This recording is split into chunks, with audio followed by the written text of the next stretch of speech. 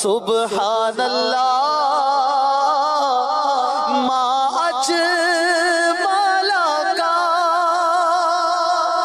ما حسن کا ما اکمل کا۔ نحمدہ ونصلی علی رسولہ النبی الکریم الامین، اما بعد فاعوذ باللہ السمیع العلیم من الشیطان الرجیم، بسم اللہ الرحمن الرحیم۔ قال اللہ تبارک و تعالی فی القرآن الحکیم، ان اللہ وملائکتہ یصلون علی النبی یا ایہا الذین آمنوا صلوا علیہ وسلموا تسلیما۔ الصلاۃ والسلام علیک یا رسول اللہ، الصلاۃ والسلام علیک یا نبی اللہ، الصلاۃ والسلام علیک یا شفیع المذنبین وعلی آلک واصحابک یا رحمۃ للعالمین۔ اللہ تعالیٰ کی بے حد و حساب حمد و ثنا سرور کونین جان عالم حضرت محمد مصطفیٰ صلی اللہ علیہ وآلہ واصحابہ وسلم اور آپ کے جمیع آل و اصحاب کی بارگاہ ناز میں انتہائی تعظیم، تکریم، ادب، احترام کے ساتھ درود و سلام کے نذرانوں کے بعد سامعین ذی وقار میرے دینی اور یقینی دوستو، بزرگوں اور بھائیوں، الحمدللہ ہمارا تفسیری سلسلہ بھی اپنے تسلسل کے ساتھ جاری و ساری ہے۔ اسی طرح نبی کریم صلی اللہ علیہ وآلہ وسلم کی سیرت مبارکہ پر ہمارا سلسلہ دروس یعنی سیرت رحمت للعالمین بھی الحمدللہ بحمدہ تعالی تسلسل کے ساتھ جاری و ساری ہے۔ اس سلسلے میں نبی کریم صلی اللہ علیہ وآلہ وسلم کی زندگی کے مختلف گوشوں پر ہم روشنی ڈالتے ہیں، اور یہ تمام کے تمام دروس ایک ترتیب اور ایک تسلسل سے الحمدللہ جاری و ساری ہیں، تاکہ سننے والوں کا ربط برقرار رہے۔ نبی کریم صلی اللہ علیہ وسلم کی زندگی کا کوئی اہم واقعہ، آپ صلی اللہ علیہ وسلم کی زندگی کا کوئی اہم گوشہ ہماری نظروں سے پنہا نہ رہے۔ گزشتہ درس کے اندر نبی کریم صلی اللہ علیہ وآلہ وسلم کے غزوہ ذی العشیرہ کے متعلق ہم نے گفتگو کی کہ آپ صلی اللہ علیہ وسلم کو اس بات کی خبر ملی کہ مکے سے ایک تجارتی قافلہ ابو سفیان کی قیادت میں شام کی طرف روانہ ہو رہا ہے، اور اس قافلے کے اندر کوئی مکے کا فرد، کوئی مرد، کوئی عورت، ایسا شخص کوئی بھی ایسا نہیں ہے یا کوئی ایسا گھر نہیں ہے جس نے اس قافلے کے اندر سرمایہ کاری نہ کی ہو، بلکہ ایک محتاط اندازے کے مطابق 50,000 سونے کے سکے کی مالیت کی تجارت کی جا رہی تھی۔ اور یاد رہے کہ اس تجارت کا بنیادی طور پر مقصد جہاں پر اپنی ضروریات کو پورا کرنا تھا، وہیں پر مسلمانوں کے خلاف جنگی ہتھیار، جنگی آلات، سامان حرب کو اکٹھا کر کر مسلمانوں پر حملہ کرنے کا ایک منصوبہ بھی زیر غور و فکر تھا۔ لہٰذا نبی کریم صلی اللہ علیہ وآلہ وسلم نے اس قافلے کو روکنا اور اس کی رست کو بند کرنا مناسب سمجھا، اور آپ صلی اللہ علیہ وسلم خود تشریف لے کر گئے۔ لیکن آپ صلی اللہ علیہ وآلہ وسلم کی تشریف آوری سے 2 دن پہلے یہ قافلہ اس مقام سے جا چکا تھا جہاں پر نبی کریم صلی اللہ علیہ وآلہ وسلم نے جا کر پڑاؤ ڈالا۔ اس کے بعد نبی کریم صلی اللہ علیہ وآلہ وسلم کے حکم پر سریہ عبداللہ بن حجش الاسدی پیش آیا، جس میں نبی کریم صلی اللہ علیہ وآلہ وسلم کے صحابہ کرام کو ایک خاص مشن کے لیے بھیجا گیا۔ ایک خط دیا گیا سیدنا عبداللہ بن حجش الاسدی کو، جو انہوں نے 2 دن کی مسافت کے بعد بطن نخلہ پر پہنچ کر اس خط کو پڑھا، اور اس کے اندر قریش کے ایک قافلے کا تذکرہ پایا، اور صحابہ اکرام نے اپنے اجتہاد کے پیش نظر اس قافلے پر از خود حملہ کیا، اور اس کے بعد کفار مکہ کی طرف سے حرمت والے مہینوں میں حملہ کرنے کی ممانعت پر شور شرابہ بھی اٹھا۔ اللہ تعالیٰ نے اپنے محبوب صلی اللہ علیہ وآلہ وسلم کے صحابہ کے حق میں سورہ البقرہ آیت نمبر 217 کا نزول فرمایا کہ یہ لوگ آپ سے کہتے ہیں کہ ماہ حرام کے اندر جنگ کرنا یہ ایک ناپسندیدہ فعل ہے، تو آپ صلی اللہ علیہ وسلم ان سے کہیے اللہ کی راہ سے روک دینا اور مسجد حرام سے نکال دینا اور مکے میں رہنے والوں کو ان کے گھروں سے در بدر کرنا یہ اس سے بھی بڑا جرم ہے۔ بہرکیف یہ سلسلہ جو نبی کریم صلی اللہ علیہ وسلم کی سیرت مبارکہ کے حوالے سے ہمارے پچھلے درس کے اندر تفصیلی طور پر بیان ہو چکا۔ آج کی گفتگو غزوہ بدر کے محرکات اور اسلامی نظریہ جہاد کے متعلق ہے۔ نبی کریم صلی اللہ علیہ وآلہ وسلم کی ذات والا صفات پر کوئی بھی موقع مشرقین، مستشرقین، یہود و نصارہ یہ اپنے ہاتھ سے نہیں جانے دیتے جس سے آپ صلی اللہ علیہ وسلم کی ذات والا صفات پر کوئی اعتراض نہ اٹھایا جا سکے۔ لہٰذا کبھی تعدد ازواج کا مسئلہ زیر بحث ہے اور کبھی نبی کریم صلی اللہ علیہ وسلم کے لیے کہا جاتا ہے کہ آپ نبی رحمت تھے تو پھر آپ صلی اللہ علیہ وسلم نے تلوار کیوں اٹھائی، اور آپ صلی اللہ علیہ وآلہ وسلم کی جنگی حکمت عملی گویا آپ کے رحمت للعالمین ہونے کے منافی ہے۔ تو یہاں پر ایک بات بڑی قابل غور ہے، یہ ان اقوام کے اعتراضات ہیں جو شاید اپنی تاریخ کو بھلا بیٹھی ہیں۔ نبی کریم صلی اللہ علیہ وسلم کے غزوات کی تعداد کم و بیش 27 کے لگ بھگ بیان کی جاتی ہے اور بعض مورخین نے 19 کے قریب ان کی تعداد بیان کی۔ اب سوال یہ ہے کہ ان 19 غزوات یا بقدر اختلاف ہم 27 غزوات مراد لے بھی لیں تو ان کے اندر دونوں طرف سے فریقین کی تعداد جو قتل کیے گئے یا مسلمانوں کی طرف سے شہید کیے گئے ان کی تعداد بمشکل 440 نفوس پر مشتمل ہے۔ یعنی رسول اللہ صلی اللہ علیہ وسلم نے اتنی جنگوں کے بعد اتنے کم نفوس کی قربانیوں کے بعد دنیا کے اندر ایک ایسا انقلاب برپا کر دیا جس کی مثال خود غیر مسلم جانتے ہیں کہ تاریخ میں ہمیں نظر نہیں آتی۔ اگر ہم انسائکلوپیڈیا دیکھیں، برٹانیکا انسائکلوپیڈیا کے مطابق اگر ان یہود و نصارہ کی جنگوں کے احوال کو پڑھا جائے جس کو جنگ عظیم اول اور جنگ عظیم دوم کے نام سے تعبیر کیا جاتا ہے تو کم و بیش 1.5 کروڑ کے قریب عوام ان جنگوں کے اندر مر گئی، اور 1.5 کروڑ عوام میں بچے بھی شامل تھے اور دوسری طرف عورتیں بھی شامل تھیں، بوڑھے بھی شامل تھے۔ وہ لوگ جو امن و امان کی زندگی بتا رہے تھے، شہری آبادیوں پر ہیروشیما پر ایٹم بم کا گرنا یہ کسی شخص سے بھی پوشیدہ نہیں ہے۔ لیکن اس کے باوجود نبی کریم صلی اللہ علیہ وسلم کو ایک جنگجو کے نام سے تعبیر کرنا کہ آپ صلی اللہ علیہ وسلم کے آنے سے نعوذ باللہ فساد فی الارض کا ظہور ہوا، تو یہ اقوام اپنی تاریخ پڑھیں۔ انسائکلوپیڈیا آف برٹانیکا نے اس پورے فگر کو بڑی تفصیل کے ساتھ لکھا کہ اتحادی ممالک برطانیہ، امریکہ، جاپان، جرمنی ان کی آپسی جنگوں کے اندر لاکھوں کی تعداد میں لوگ مارے گئے اور انسانی جانوں کی ان گنت قربانیوں کا نتیجہ کیا نکلا۔ دنیا میں کوئی بہت بڑا انقلاب بھی برپا نہ ہو سکا، کوئی ایسا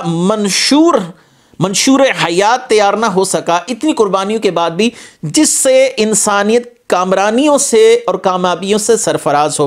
اس کے برعکس نبی کریم صلی اللہ علیہ وسلم کی اگر ہم زندگی کے مختلف پہلوؤں کو دیکھتے ہیں یا آپ کی جنگی حکمت عملی کو دیکھتے ہیں، اور آپ کی حکمت عملی سے پہلے ہم اپنی آسمانی کتاب لا ریب کو دیکھتے ہیں، تو اللہ تبارک و تعالی نے جہاں ہمیں جہاد کا حکم دیا وہاں پر اس جہاد کے اندر راہ اعتدال کو اپنانے کا سبق بھی دیا۔ مثلا اللہ تبارک و تعالی نے قرآن کریم فرقان حمید میں ارشاد فرمایا فَمَنِ اعْتَدَى عَلَيْكُمْ فَاعْتَدُوا عَلَيْهِ بِمِثْلِ مَا اعْتَدَى عَلَيْكُمْ وَاتَّقُوا اللَّهَ وَاعْلَمُوا أَنَّ اللَّهَ مَعَ الْمُتَّقِينَ۔ سورہ البقرہ آیت نمبر 194، جو تم پر زیادتی کرے تو تم اس پر زیادتی کرو اتنی ہی جتنی اس نے تمہارے ساتھ کی، یعنی جتنا جرم کا وہ مرتکب ہوا اس کی سزا بھی بس بعین ہی اتنی ہی دی جائے جتنا کہ وہ جرم کر چکا۔ تمہارے لیے یہ جائز نہیں ہے، یہ روا نہیں ہے کہ جس نے تمہارے ساتھ زیادتی کی تم اس زیادتی سے بڑھ کر اس سے بدلہ لو۔ سیدنا یزید بن ابو سفیان رضی اللہ تعالی عنہ آپ کو جب حضرت ابو بکر صدیق رضی اللہ تعالیٰ عنہ جنگی مہم جوئی کے لیے بھیج رہے ہیں تو آپ کی نصیحت بڑی قابل غور ہے، اور اسلام کا فلسفہ جہاد گویا اس نصیحت کے اندر سمٹ کر ہمارے سامنے آ جاتا ہے۔ تو آپ نے کیا فرمایا کہ کسی کے ساتھ زیادتی نہ کرنا، عورتوں، معصوم بچوں، اپاہجوں، بوڑھوں، کسانوں، مزدوروں، راہبوں پر ہاتھ نہیں اٹھانا، پھلدار درختوں کو نہ کاٹا جائے، اور کسی جگہ پر جو لوگ امان طلب کریں ان کو امان دے دی جائے، جیسا کہ مورخین نے ان واقعات کو بڑی تفصیلی طور پر اپنی کتابوں کے اندر لکھا۔ رحمت عالم صلی اللہ علیہ وآلہ وسلم خود مجاہدین اسلام کو ان الفاظ کے ساتھ نصیحت فرماتے تھے، ان تعلقوا بسم اللہ وعلی برکت اللہ لا تقتلوا شیخا فانیا۔ جب جہاد پر آپ صلی اللہ علیہ وسلم روانہ کرتے تو آپ فرماتے ہیں اللہ کا نام لے کر اس کے نام کی برکت کے ساتھ سفر جہاد پر روانہ ہو جاؤ، کسی بوڑھے شخص کو قتل نہ کرنا، ولا طفلا ولا امرأتا، نہ کسی بچے کو نہ کسی عورت کو، ولا تغلوا وضموا غنائمکم واصلحوا واحسنوا ان اللہ تعالی یحب المحسنین، کہ نہ بچوں کو قتل کرنا، نہ بوڑھوں کو قتل کرنا، نہ عورتوں کو قتل کرنا، اور خیانت نہ کرنا، غنائم کو اکٹھا کرنا اور حالات کو درست کرنے کی کوشش کرنا، دشمن کے ساتھ بھی احسان کرنا، بے شک اللہ تعالی احسان کرنے والوں کو دوست رکھتا ہے۔ اور مزید آپ صلی اللہ علیہ وسلم کی ایک نصیحت اور آپ صلی اللہ علیہ وسلم کا حکم جو مجاہدین اسلام کے نام پر ہے، سیروا بسم اللہ فی سبیل اللہ تعالی وقاتلوا اعداء اللہ ولا تغلوا ولا تغدروا ولا تمثلوا ولا تقتلوا ولیدا، اللہ کا نام لے کر راہ خدا میں جہاد کے لیے روانہ ہو جاؤ، اللہ کے دشمن کو تلوار کے ذریعے جھکاؤ، اس کو تلوار کے حملوں سے توڑ دو، خیانت نہ کرنا، کسی کے ساتھ دھوکہ نہیں کرنا، کسی مقتول کا مصلح نہیں کرنا، یعنی اس کے جسم کے اعضاء نہ کاٹے جائیں۔ اسلام مرنے کے بعد اگرچہ کفار کے اجسام ہوں ان کے لیے اسلام کے ہاں بھی ایک ادب اور احترام کا معاملہ نظر آتا ہے کہ ان کا مصلح نہ کیا جائے، ان کے گھر والوں کو اذیت ہوگی، کسی بچے کو قتل نہ کرنا۔ یہ تمام کے تمام واقعات نبی کریم صلی اللہ علیہ وآلہ وسلم کی حیات مقدسہ، خلفائے راشدین کی حیات مقدسہ، قرآن کریم کی تصریحات سے واضح ہے۔ وہ اقوام جو رسول اللہ صلی اللہ علیہ وسلم کو تلوار والے نبی کے نام سے دنیا کے اندر متعارف کروا رہے ہیں، اور ان کا مطمع نظر یہ ہے کہ ہم رسول اللہ صلی اللہ علیہ وسلم کے خلاف اقوام عالم کے دلوں میں نفرت کے بیچ بو دیں، وہ کاش کہ اپنی جنگ عظیم اول اور جنگ عظیم دوم کی تاریخ پڑھ لیتے، جن کو پڑھ کر انسانیت شرما جاتی ہے۔ کروڑوں لوگ مارے گئے، یہاں پر رسول اللہ صلی اللہ علیہ وسلم کا حکم ہے بچوں کو نہیں کچھ کہنا، عورتوں کو کچھ نہیں کہنا، بوڑھوں کو کچھ نہیں کہنا، پھلدار درختوں کو نہیں کاٹنا، دشمن کی عبادت گاہوں کو نہیں گرانا۔ یہ تمام کی تمام باتیں رسول اللہ صلی اللہ علیہ وسلم کی احادیث میں موجود ہیں، جبکہ دوسری طرف ایٹم بم گرانے والی ایٹمی پاور جو خود کو سپر پاور کہتا ہے، وہ اپنی طاقت کے نشے میں اتنا مست نظر آتا ہے کہ نہ ہی اس کو معصوم بچے، نہ ہی ان کو عورتیں، نہ ہی ان کو بوڑھے مرد، نہ ہی ان کو وہ لوگ جو جنگ میں حصہ نہیں لینے کے اہل یا اپاہج، وہ کوئی بھی نظر نہیں آتے، اور وہ اپنے دشمن کے اوپر ایک ہی بار ایک کاری ضرب لگاتے ہیں جس سے دنیا میں کروڑوں اموات ہوئیں۔ لہٰذا ہر شخص کو رسول اللہ صلی اللہ علیہ وسلم کی ذات والا صفات پر اعتراض کرنے سے پہلے اپنی تاریخ کو دیکھنا لازم ہے۔ اس کے بعد ہم سورہ آل عمران، جس میں اللہ تبارک و تعالیٰ نے غزوہ بدر کا ذکر کیا، اس کا ذکر کر کر غزوہ بدر کے حالات کی طرف آتے ہیں۔ اللہ تعالیٰ نے سورہ آل عمران آیت نمبر 123 میں فرمایا، وَلَقَدْ نَصَرَكُمُ اللَّهُ بِبَدْرٍ وَأَنْتُمْ أَذِلَّةٌ، بے شک مدد کی تھی تمہارے اللہ نے میدان بدر میں حالانکہ تم بالکل کمزور تھے۔ غزوہ بدر کی ابتدا ہو رہی ہے،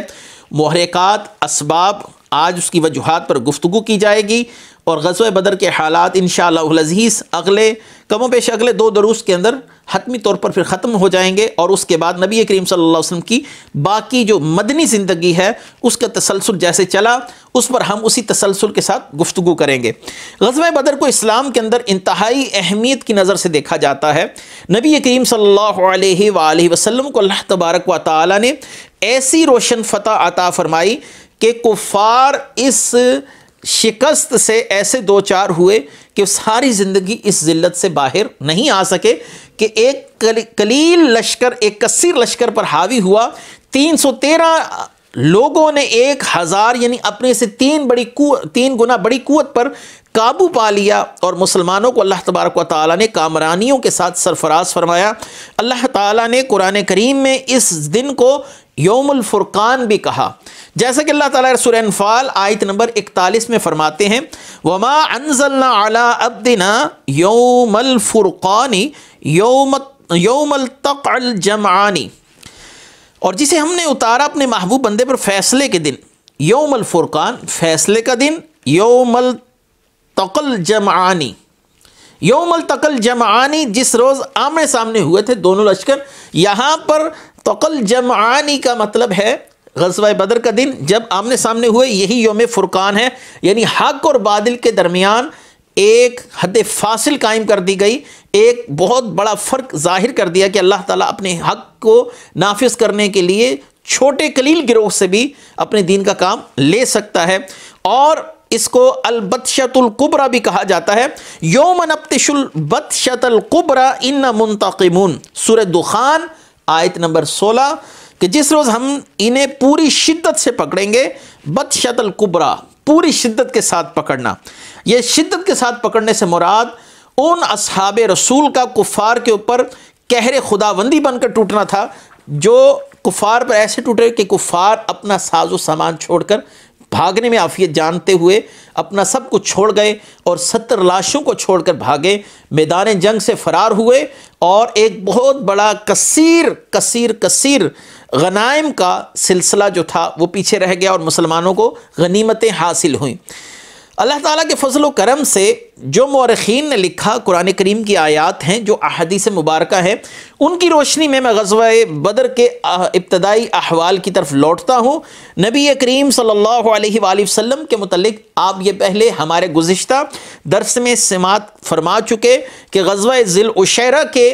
سلسلے میں کہ ابو سفیان جو مکے سے شام کی تجارت کی نیت سے نکلے تھے، اور رسول اللہ صلی اللہ علیہ وآلہ وسلم اس قافلے کو روکنے کے لیے روانہ ہوئے تھے، اور یہ قافلہ نکل چکا تھا۔ اب یہ قافلہ جب واپس آ رہا تھا تو اس قافلے کے واپسی کی خبر نبی کریم صلی اللہ علیہ وسلم کو جب پہنچی تو آپ صلی اللہ علیہ وسلم اس قافلے کو روکنے کے قصد سے آپ صلی اللہ علیہ وسلم مدینہ شریف سے باہر آئے۔ یہ پہلا غزوہ ہے جس کے اندر رسول اللہ صلی اللہ علیہ وسلم کے ساتھ مہاجرین نے بھی شرکت کی، اور انصار صحابہ کرام رضوان اللہ تعالی علیہم اجمعین نے بھی برابر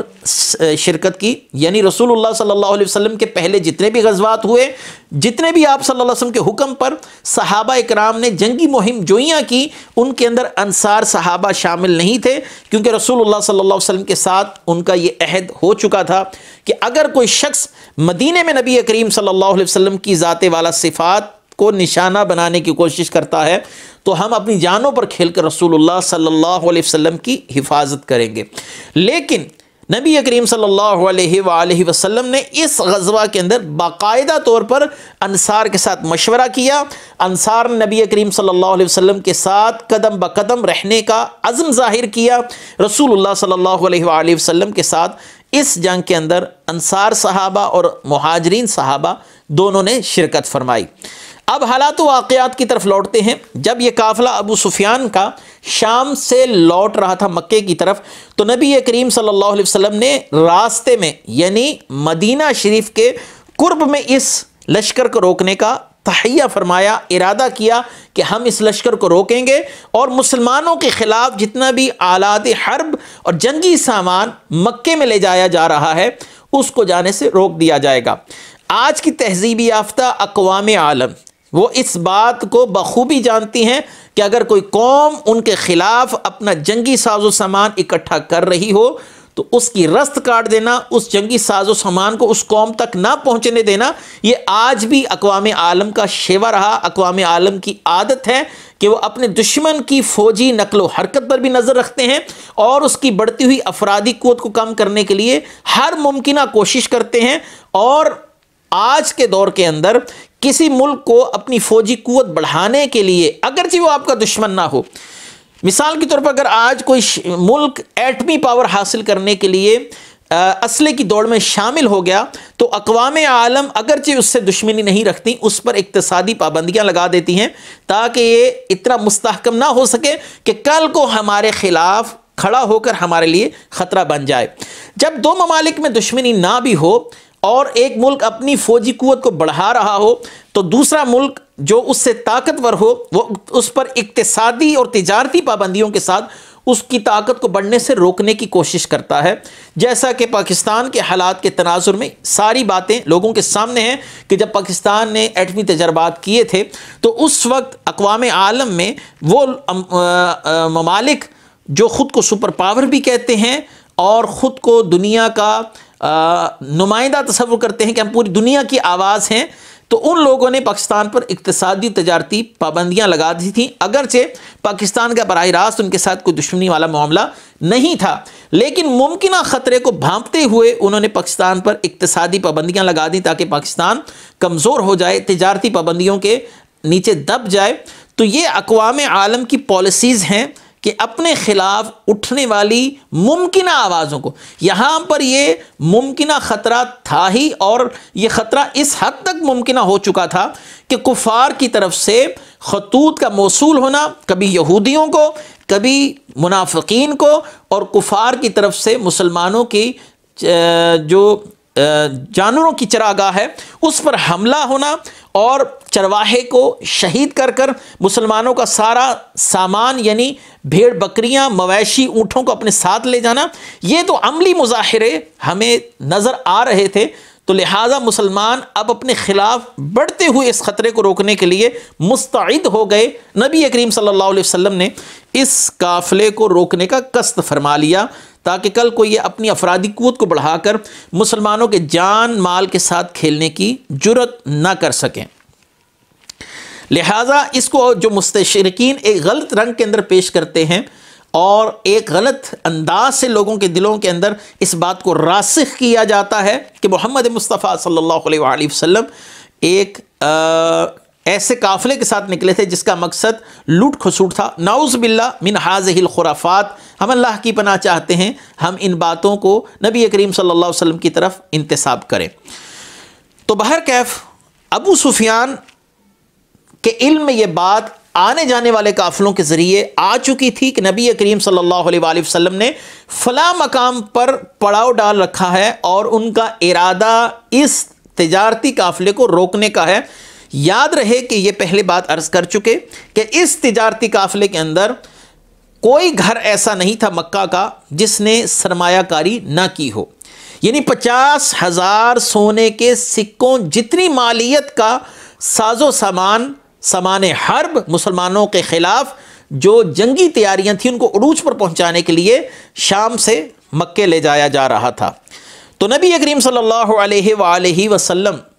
کو جب یہ خبر پہنچی کہ ابو سفیان شام سے مکے کے قصد کر کر واپس آ رہے ہیں اور آپ کے پاس ایک بہت بڑا تجارتی قافلہ ہے، تو آپ صلی اللہ علیہ وسلم نے صحابہ سے کہا حاذ ابو سفیان قافلا بتجارت قریش فاخرجوا لها لعل اللہ عز وجل ينفلكمها کہ اے میرے صحابہ ابو سفیان جو اپنے قافلے سمیت آ رہا ہے، نکلو شاید اللہ تعالیٰ ان کے اموال ہمیں مرحمت فرمائے۔ رسول اللہ صلی اللہ علیہ وسلم کی اس دعوت پر صحابہ اکرام رضوان اللہ تعالی علیہم اجمعین کمر بستہ ہوئے اپنی سواریوں کو لیا اور رسول اللہ صلی اللہ علیہ وسلم کے ساتھ مدینہ سے باہر نکلے۔ یاد رہے کہ صحابہ اکرام کے وہم و گمان میں یہ قطعا نہ تھا کہ رسول اللہ صلی اللہ علیہ وسلم کے ساتھ ہم جس مقام پر جا رہے ہیں وہاں پر ہمیں کفار کا آمنا سامنا بھی کرنا پڑ سکتا ہے۔ اور یاد رہے کہ اس قافلے کے ساتھ ابو سفیان کے ساتھ 40 کے قریب لوگ موجود تھے جو اس قافلے کی نگرانی پر متعین تھے۔ تو ابو سفیان کو جب اس قافلے کے متعلق علم ہوا کہ رسول اللہ صلی اللہ علیہ وسلم اپنے اصحاب کے ساتھ ہمارا قافلہ روکنے کے لیے فلاں مقام پر پڑاؤ ڈالے بیٹھے ہیں، تو اس نے نعیم زمزم اس شخص کو اپنی طرف سے 20 سونے کی اشرفیاں یا 20 سونے کے سکے دے کر، بعض مورخین نے اس کا نام زمزم الغفاری بھی لکھا ہے، زیادہ مورخین تو زمزم الغفاری ہی کہتے ہیں، کہ زمزم غفاری کو 20 سونے کے سکے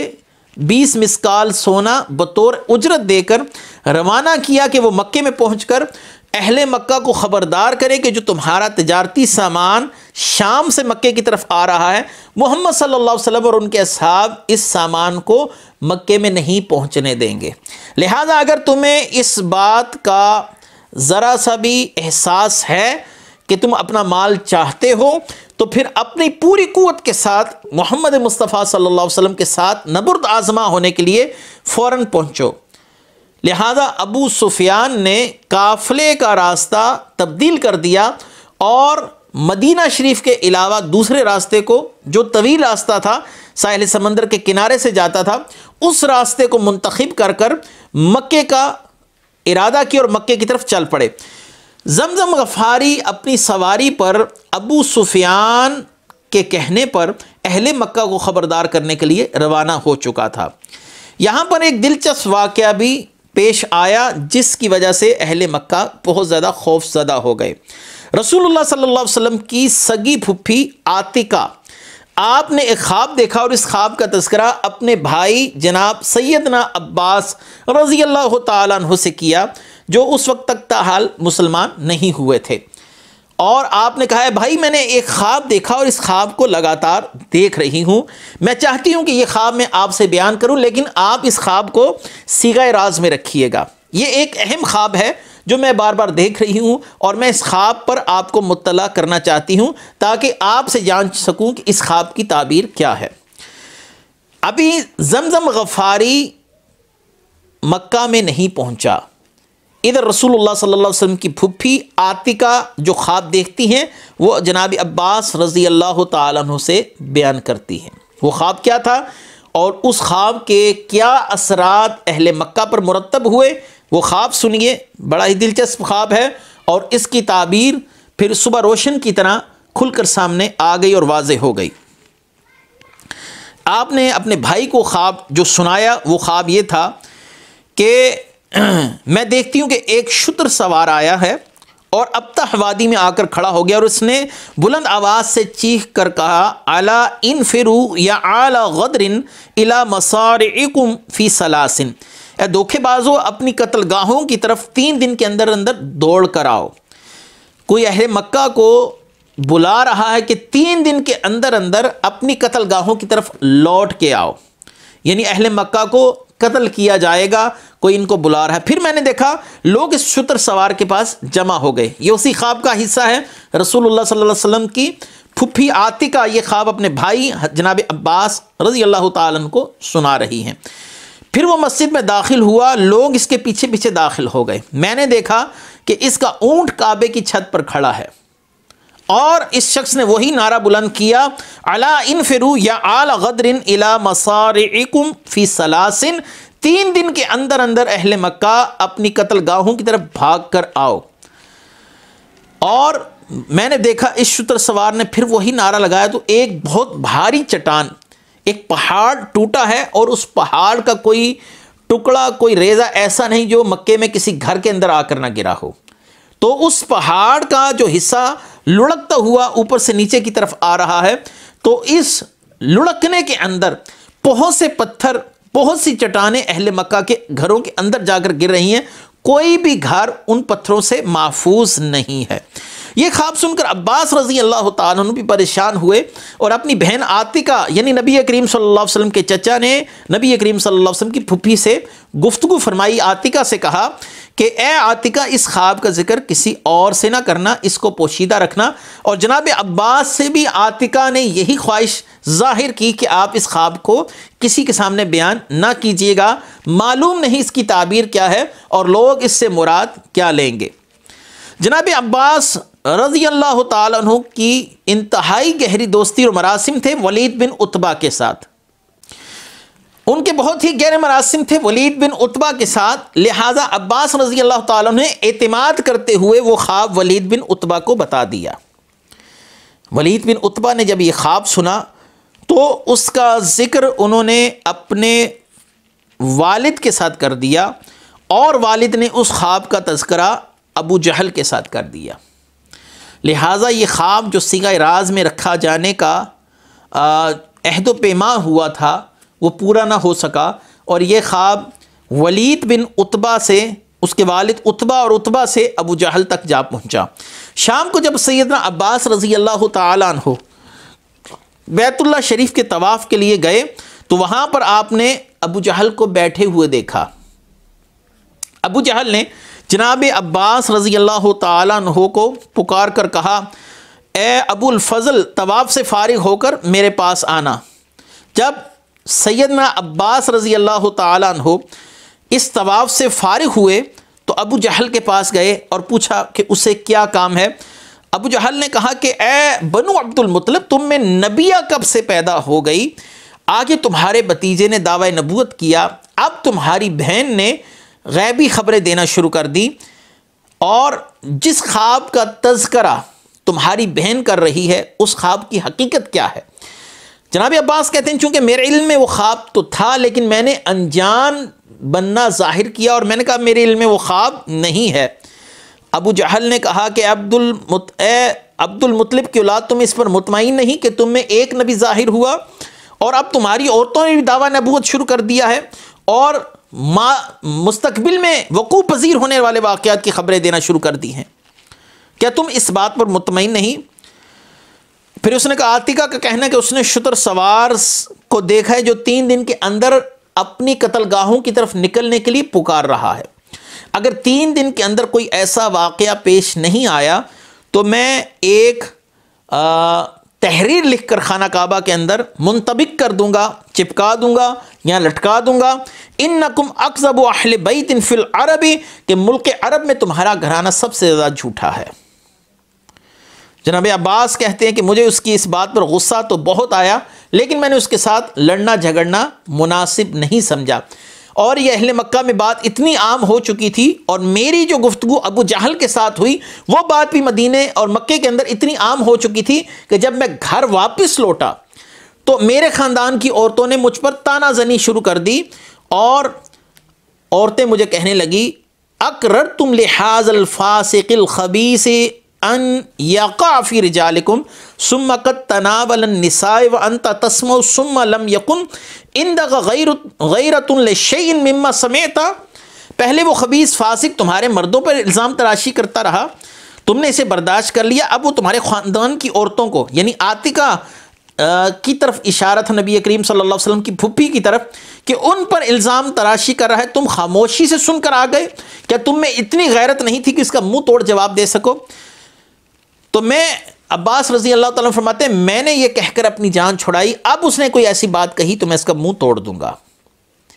اور جب میں اس واقعے کے تیسرے روز حرم شریف میں گیا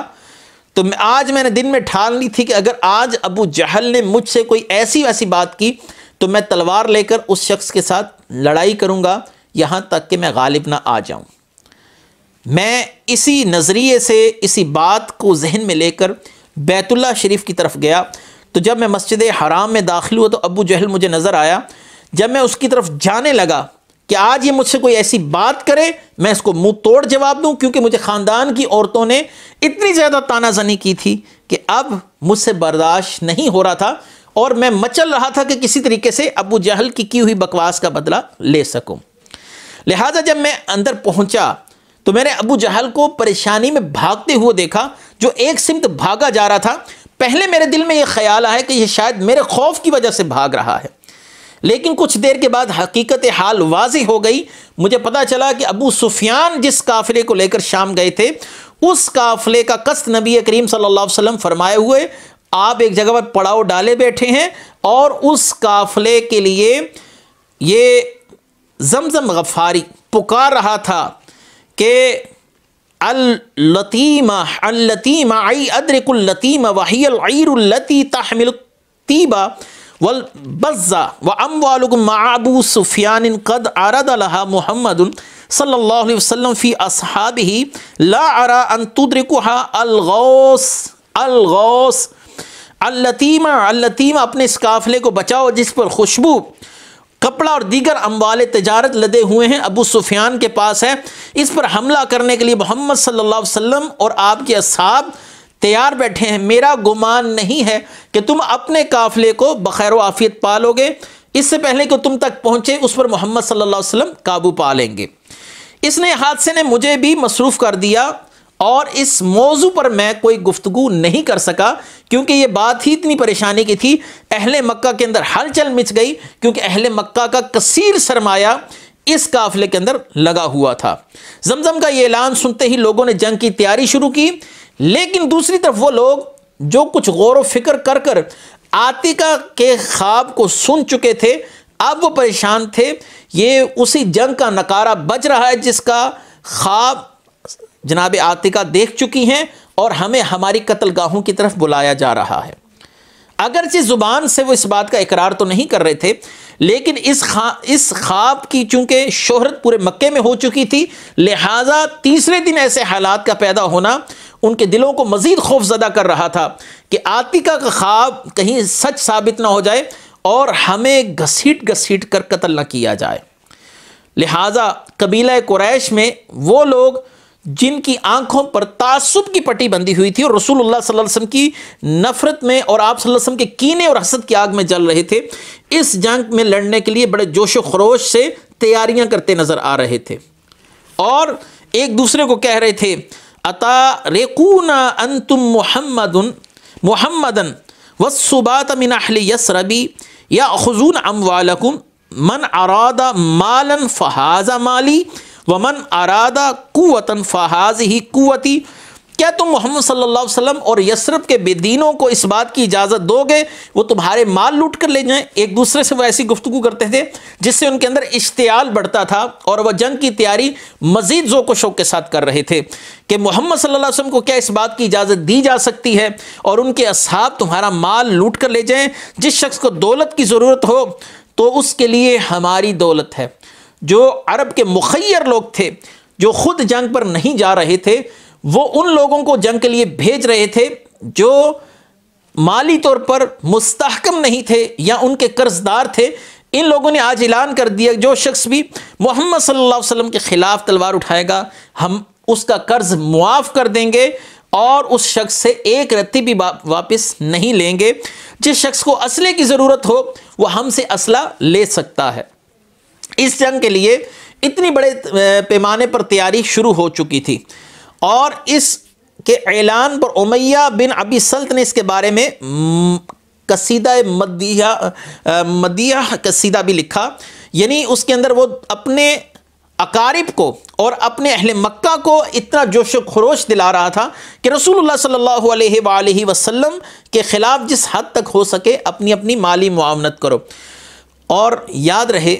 کہ نبی کریم صلی اللہ علیہ وآلہ وسلم کی طرف سے جناب سیدنا سعد جب مکے میں آئے تھے تو آپ نے امیہ بن خلف کو اس بات کا کہا تھا کہ رسول اللہ صلی اللہ علیہ وسلم نے فرمایا کہ وہ تجھے خود قتل کریں گے۔ امیہ بن خلف یہ سن کر بہت پریشان تھا اور اب جنگ کی صورتحال دیکھ کر اس شخص کے اوسان خطا ہو چکے تھے، کہیں یہ وہ وقت تو نہیں آ چکا کہ جب میں محمد صلی اللہ علیہ وسلم کی ضرب سے مارا جاؤں۔ لہٰذا امیہ بن خلف خود جنگ میں جانے سے اجتناب کر رہا تھا۔ اس کا اجتناب کرتا ہوا دیکھ کر امیہ بن خلف کا ایک قریبی دوست عقبہ بن ابی معیط آیا اور اس نے ایک انگیٹھی کے اندر لوبان کو ڈال کر اس کا دھواں